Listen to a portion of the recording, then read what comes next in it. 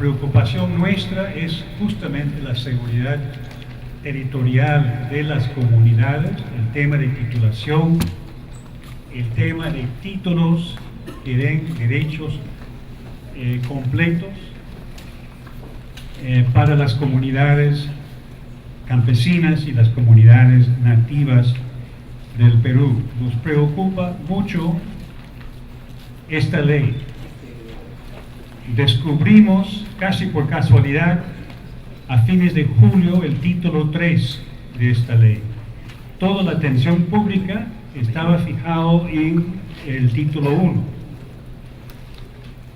Y cuando leímos en mi oficina el título 3, nuestras bocas se quedaron abiertas. No pudimos creer. ¿Realmente está diciendo esto? ¿Qué significa esto? ¿Qué significa el otro? Entonces decidimos en ese momento que era muy importante informarnos a nosotros sobre la ley, qué significa realmente, y informar al público, y en lo posible informar a representantes de comunidades y de gobiernos regionales, para poder realmente a nivel nacional tener un debate. Entonces les doy la bienvenida a esta tarde. Espero que nos informemos bien y que haya debate también. Muchas gracias. Muy buenas tardes a todos y todas. Mi nombre es Álvaro Campana. Soy coordinador de la Plataforma para el Ordenamiento Territorial. Y bueno, también quería darles la bienvenida a nombre de la red MUCI, de la propia Plataforma para el Ordenamiento Territorial, la Plataforma Gobernanza Responsable de la Tierra, Territorios Seguros para las Comunidades del Perú. Bueno, entonces de lo que se trata en esta tarde es de discutir esto, qué va a pasar con la política de ordenamiento territorial, qué implicancias tiene esta ley en este articulado que plantea que, bueno, como ya les mencioné, lo del Consejo de Ministros, pero además que la zonificación ecológica y económica y el ordenamiento territorial no definen nada, solamente son instrumentos orientadores. Buenas tardes con todos. Mi nombre es Silvana Baldovino y voy a moderar la primera mesa de la tarde referente a los impactos del título 3 de la Ley 30230 sobre la seguridad territorial de las comunidades campesinas y nativas.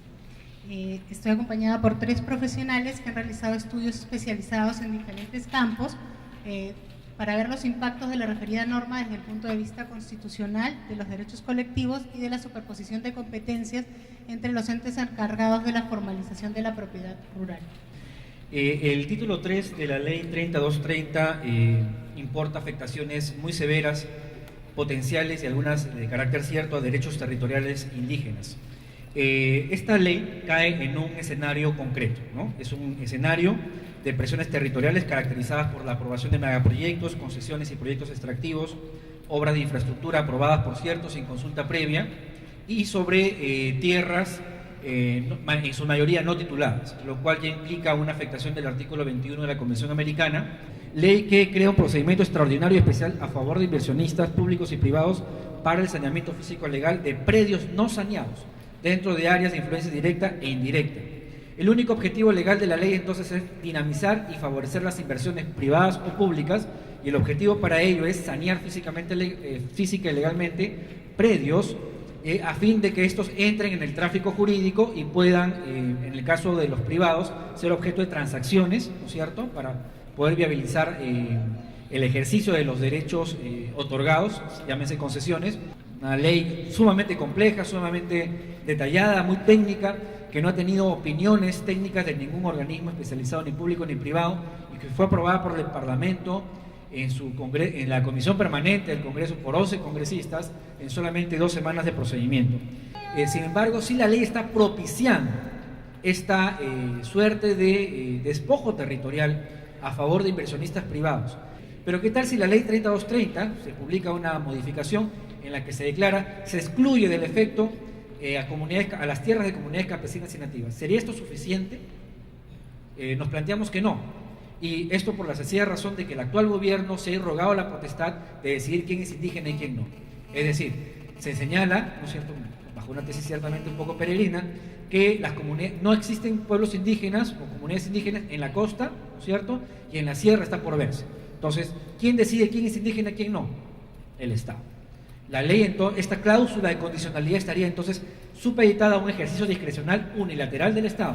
Y en segundo lugar, de que no se está hablando de territorio, sino de exclusión de tierras de comunidad, ¿no? Tenemos bastantes leyes, bastantes normas, que unas se superponen a otras, que unas no han derogado a otras de manera expresa. Se entiende que hay derogaciones tácitas, pero finalmente lo que resulta es una confusión, ¿no? ¿Qué es lo que ha pasado en materia de saneamiento físico legal en temas de comunidades nativas y campesinas? Que finalmente lo que tenemos es una norma cuya interpretación puede someterse a dos cosas: a una interpretación antojadiza por parte del gobierno, de las propias empresas, o a una interpretación difusa, confusa, ¿no? ¿Qué le doy? O sea, una interpretación literal, ¿qué es lo que me dice finalmente, ¿no? Me va a decir que quienes están excluidos, o digamos los predios, o digamos cualquier predio o cualquier terreno que no tengas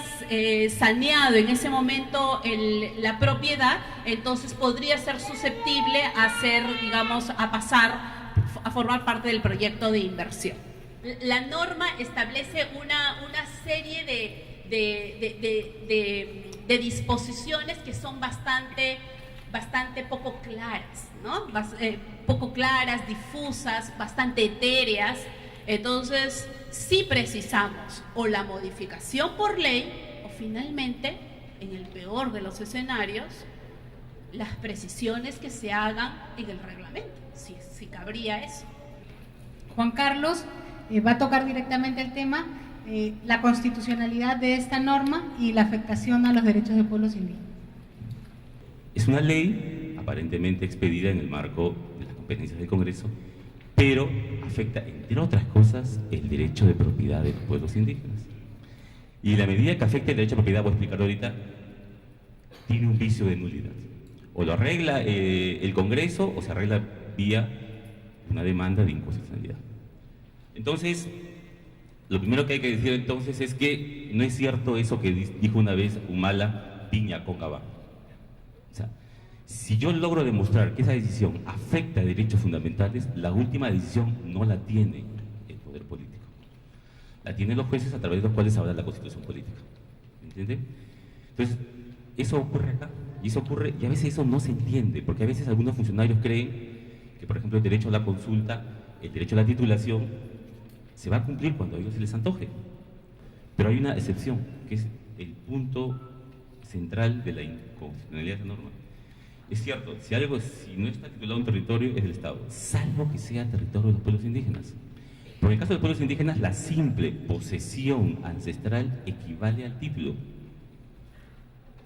Esa regla está en el 14 del Convenio 169 y está desarrollada ampliamente, primero en sentencias de la Corte Interamericana, que tienen rango constitucional, y luego, tímidamente, el Tribunal Constitucional lo ha dicho. Esta regla es muy importante porque esta regla acá ha sido invisibilizada. Entonces, en el caso del capítulo 3 de la Ley 3230, la inconstitucionalidad no está por lo que dice, sino por lo que calla. Aquí, si uno mira la norma, no aparecen por ningún lado los territorios de los pueblos indígenas, no aparece por ningún lado el derecho a la propiedad de los pueblos indígenas. En la medida que acá va a haber reasentamiento, ¿no es cierto?, aproximadamente de las 6.000 y pico de comunidades que hay, 1.500 no tienen título. Si esto se concreta, van a ser expulsadas, desplazadas. Es evidente que además de consultar, hay necesidad de hacer consentimiento. ¿Qué significa consentimiento? Consentimiento significa que en determinados casos, además de consultar, el Estado tiene que obtener el consentimiento. No lo digamos nosotros. La Corte Suprema, en un caso que litigamos como IDL, Corte Suprema en una sentencia, ojo, sentencia vinculante, porque es una acción popular, artículo 82 del Código Procesal Constitucional dice que eso es normativo.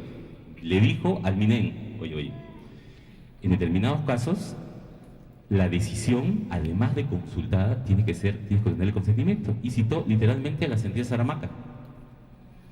Entonces, no se ha consultado, no hay consentimiento, hay violación del derecho al territorio, a la propiedad, a la autodeterminación.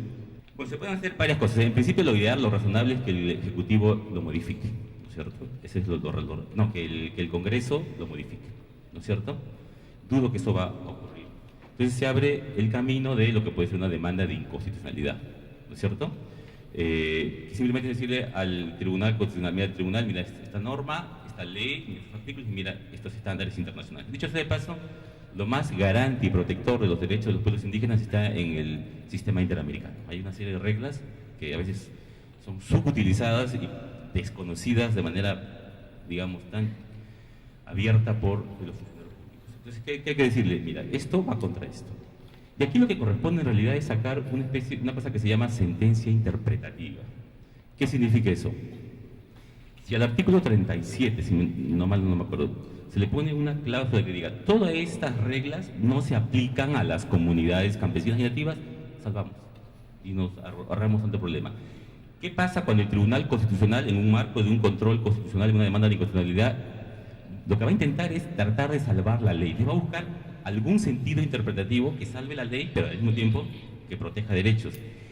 Hay un deber de prevención que está muy desarrollado en el sistema interamericano. No es el deber de prevención como principio constitucional ambiental. La Corte Interamericana ha dicho que frente a violaciones de los derechos humanos hay 4 responsabilidades. Primero, prevenir las violaciones, investigarlas, sancionarlas y repararlas. La función de prevención es muy importante. Es decir, el Estado, cuando ve que estamos ante un curso de colisión y se viene una violación sistemática, no tiene que esperar a que esto ocurra. Tiene un deber de prevenir las violaciones. Es evidente que si esta norma se aplica, va a afectar el derecho al territorio, y el derecho al territorio no es un derecho más de los pueblos indígenas, es un derecho fundamental.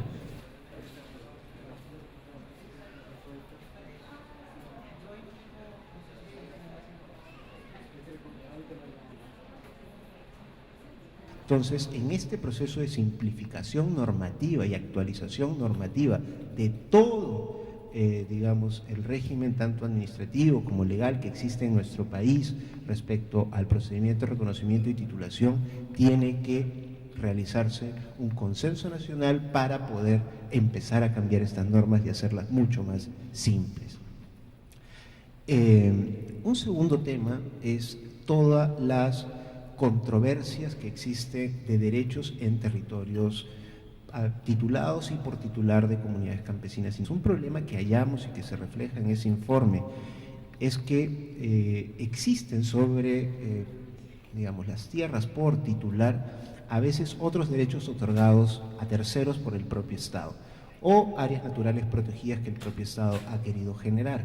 En esas zonas, por ejemplo, se pueden entregar concesiones forestales, concesiones mineras, en fin, un conjunto de derechos frente a terceros. Y que en la práctica, no digo normativamente, sino en la práctica, generan la paralización del proceso de titulación.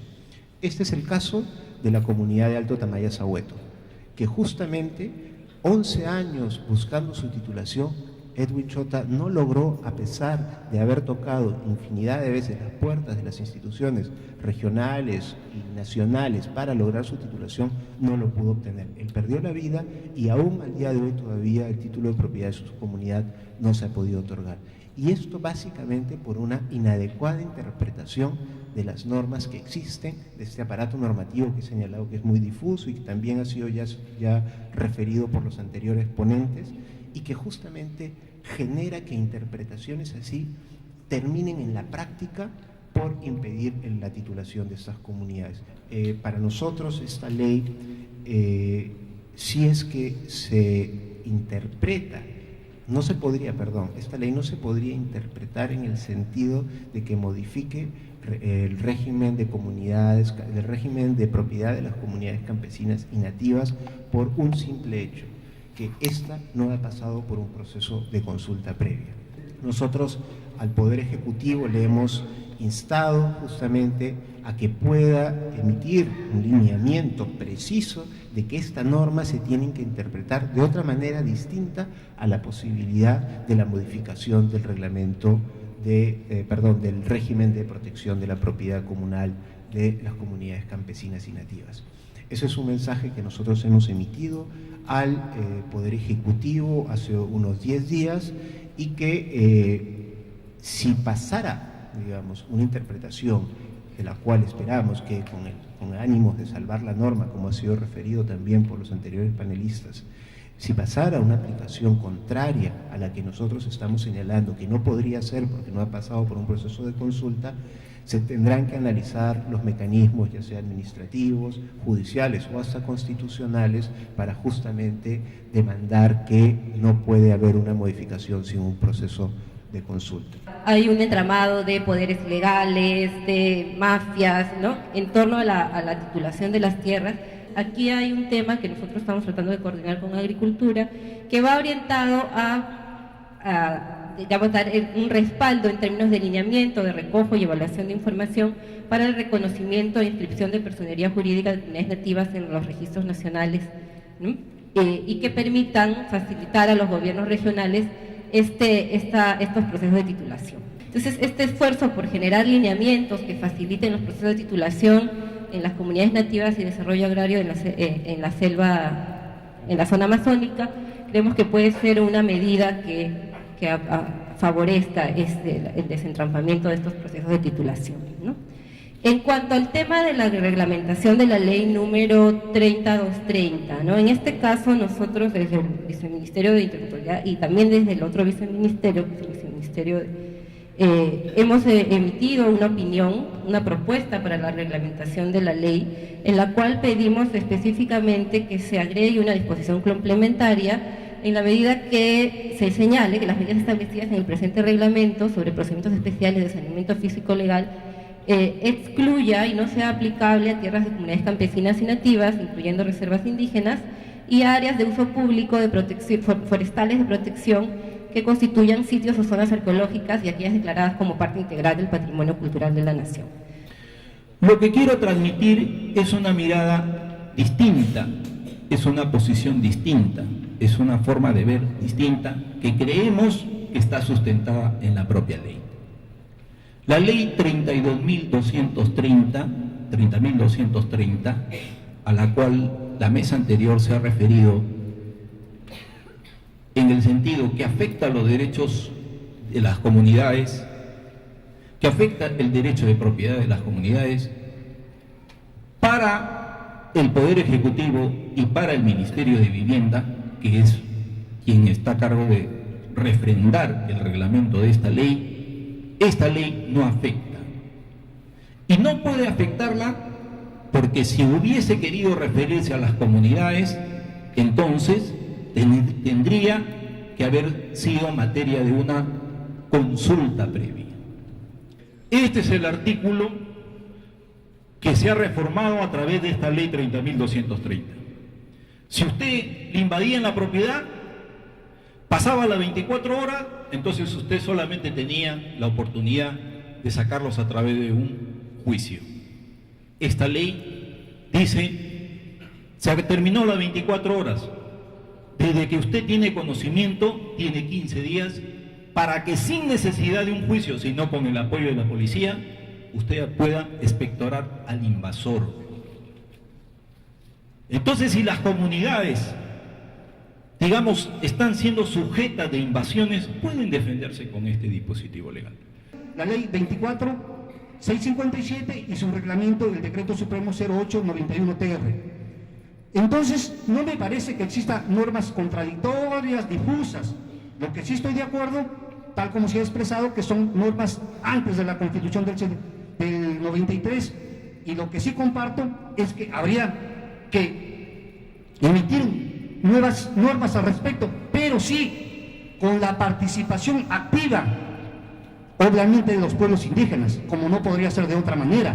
Gracias por la invitación a este evento. José Cachay, de la Dirección Regional Agraria de Loreto. Siento que en remembranza COFOPE se ha llevado algunas competencias que contradicen el literal N del artículo 51 de la Ley de Gobiernos Regionales. Porque los proyectos a desarrollarse, sobre todo en Loreto, ¿qué significa? Hidrocarburos, significan proyectos agroindustriales. Y esos son temas rurales que le corresponde definitivamente su saneamiento y su tratamiento a los gobiernos regionales a través de las direcciones regionales agrarias. el Ministerio de Agricultura, como ente rector, está abdicando en algo de parte de sus competencias. Para mí realmente esta disposición es atentatoria contra nuestras comunidades campesinas. El que habla es presidente de la Federación Regional de Ayacucho. Ayacucho cuenta más de 600 comunidades campesinas tituladas y muchas de ellas no están tituladas registradas, pero ya no el proyecto especial de titulación de tierras asume esta tarea, sino que COFOPRE está entrando en disolver las comunidades campesinas. Están entrando titular en forma individual, casi a la fuerza. Bien, mi nombre es Yelso Hernández, soy cajamarquino, presidente de la Central Única Nacional de Rondas Campesinas del Perú. Bien, creo que a los cajamarquinos ya nos han dicho de todo. La pregunta es, bueno, en Cajamarca primero que nosotros nos están excluyendo de que las rondas campesinas ya no somos parte de los pueblos indígenas. Entonces nosotros durante este proceso de resistencia por la defensa del territorio hemos tenido que reconstruir nuestra crónica historia. Una crónica de nuestra historia como pueblos indígenas. Entonces la pregunta es, ¿por qué excluyen a las rondas campesinas de este proceso? Porque nosotros nos consideramos que somos sujetos de derecho, somos parte del Estado. Yo creo que en ese sentido nosotros, al menos en Cajamarca, hemos dicho, no vamos a permitir que nos tengan que muchas veces tratar como terceros. Nosotros somos originarios, somos campesinos, somos ronderos, somos parte de los pueblos indígenas, tal como dice el convenio 169. Antes de todo quiero agradecer la invitación que nos ha hecho, felicitando también a los organizadores de este evento tan importante para el pueblo indígena, para los campesinos de todo el país.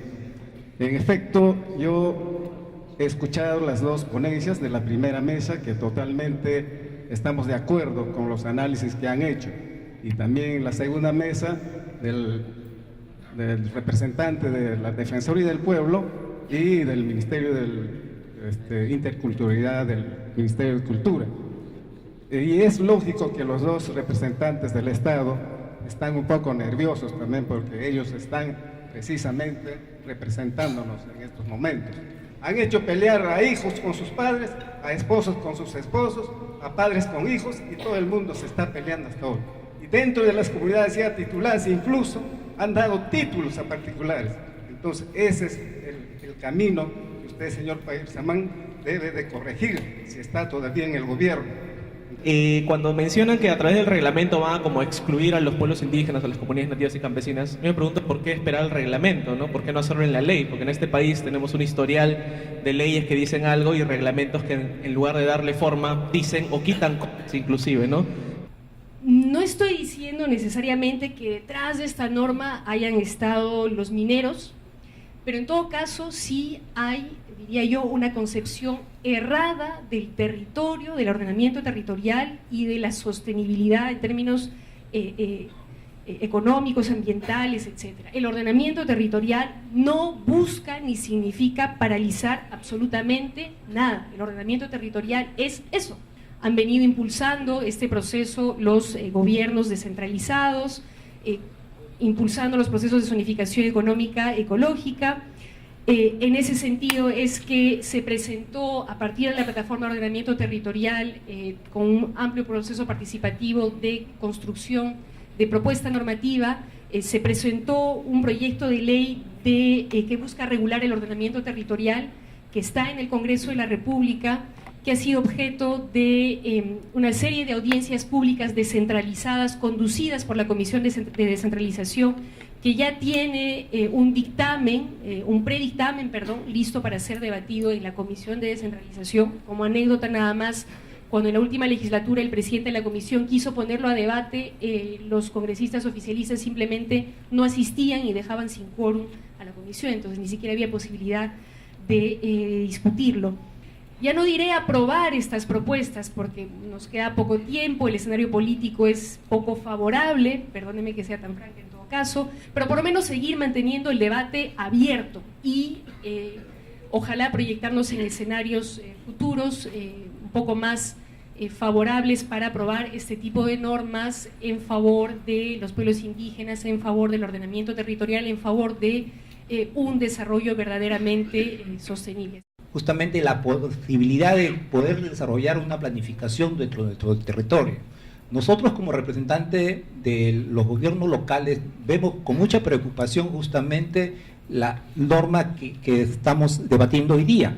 Entonces, con estas normas que se están dando, ¿no? La 3230, justamente se limita justamente la posibilidad de hacer un ordenamiento territorial desde el punto de vista de los gobiernos locales, ¿no? Más aún si hay esas llamadas concesiones. Ustedes, algunos han tenido la posibilidad de ver de que hay distritos que están completamente concesionados.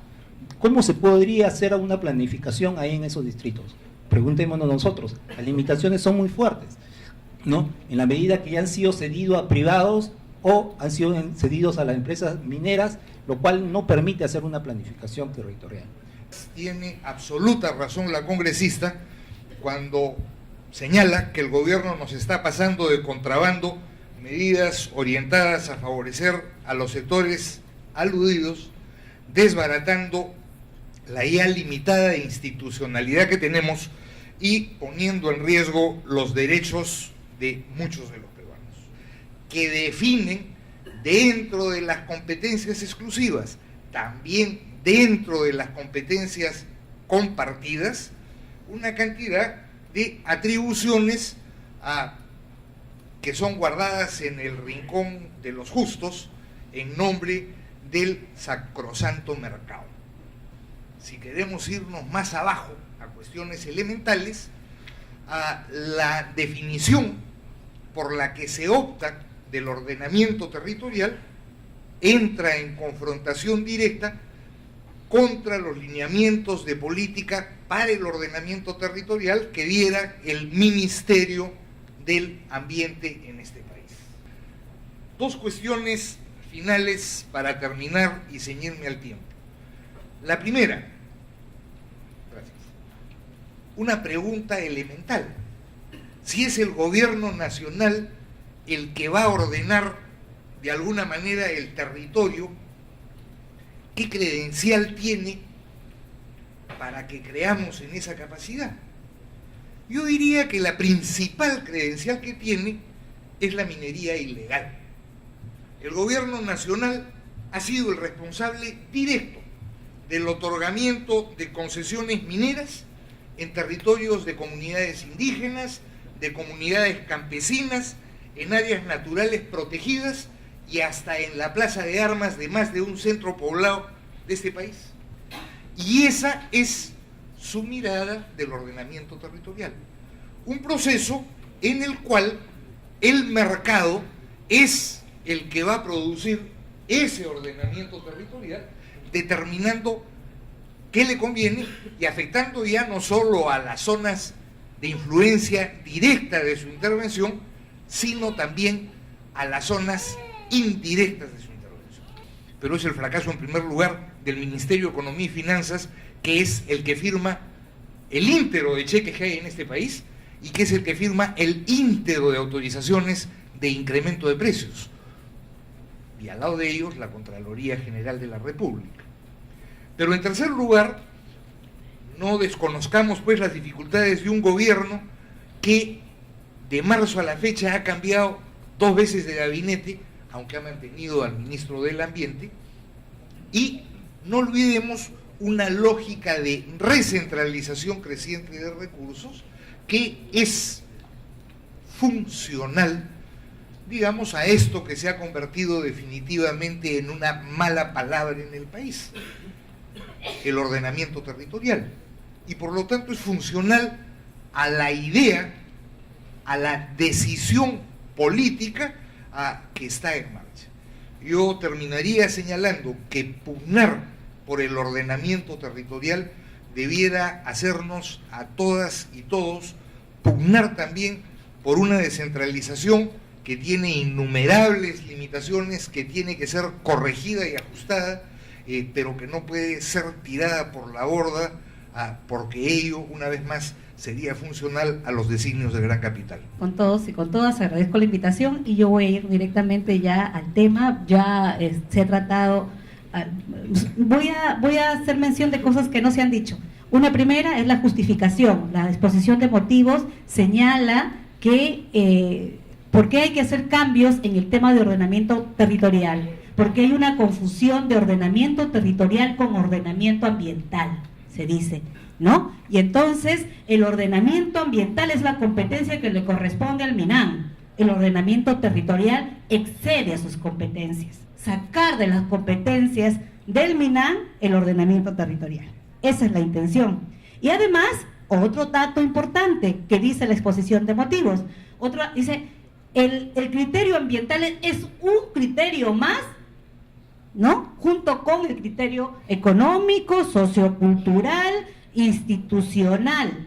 Es un criterio y no puede tener un peso mayor que los demás, ¿no? Y esto contradice, ¿no es cierto?, la doctrina, la legislación comparada, porque lo ambiental, el medio físico es punto de partida en el ordenamiento territorial. O sea, no es que los otros no sean importantes, son importantes, pero el medio físico tiene una importancia, ¿no? Es relevante porque es el punto de partida sobre el territorio, sobre cómo es que se hace ordenamiento territorial, ¿no es cierto? Entonces los demás componentes importan, pero hay un peso que tiene, ¿no? Y por eso es que en Colombia se habla de al ordenamiento ambiental se le llama condicionamiento ambiental para el ordenamiento territorial. Hay condicionamientos en la legislación, en Alemania también. Entonces, no solamente sustraer, sino quitarle el peso al componente ambiental dentro del ordenamiento. Es otro de los temas que plantea.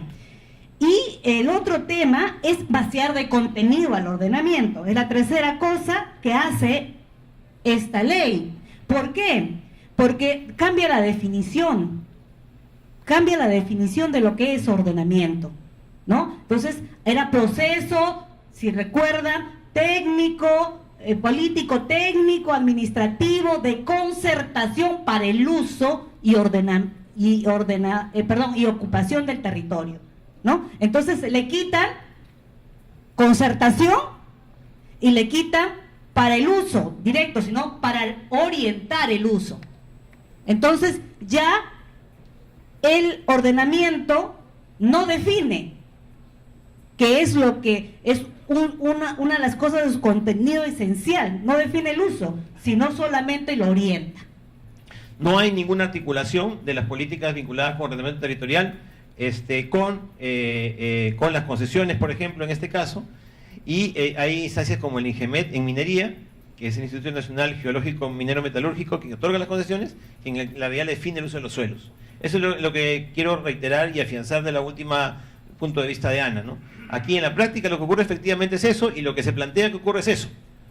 Sin ordenamiento territorial, sin una pauta para el ordenamiento territorial, sin una ley para el ordenamiento territorial, lo que se quiere es que no haya y que continúen siendo quienes definen el uso de los suelos los sectores correspondientes, ¿cierto?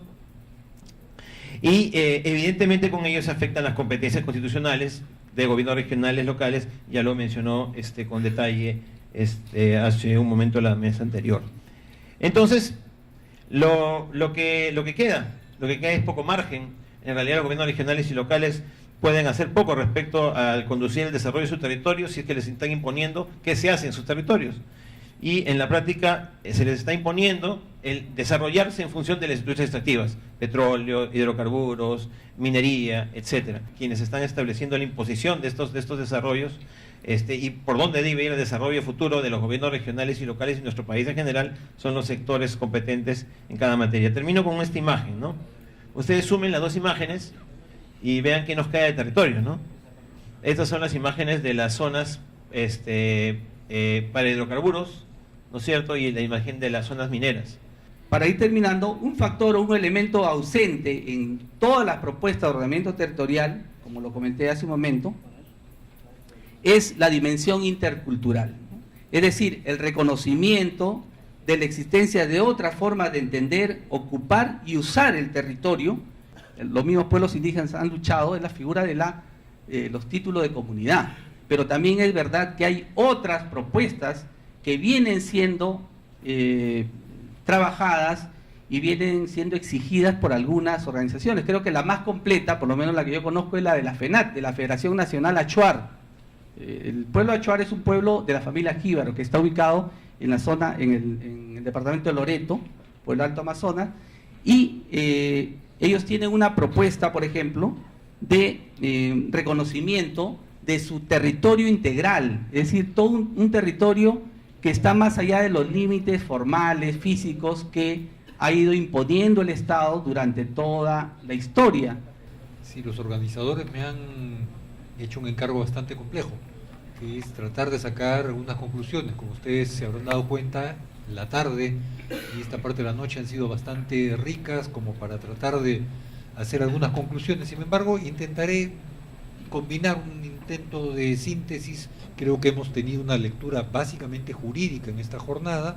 Hay una lectura política que se ha hecho en parte en esta jornada, pero creo que es importante ubicar esta discusión en un contexto más amplio, el contexto mundial, de lo que es el ritmo y las tendencias de la economía mundial, pero también el contexto nacional y lo que alguien reclamaba, un análisis del poder, y eso se dijo en varias cosas.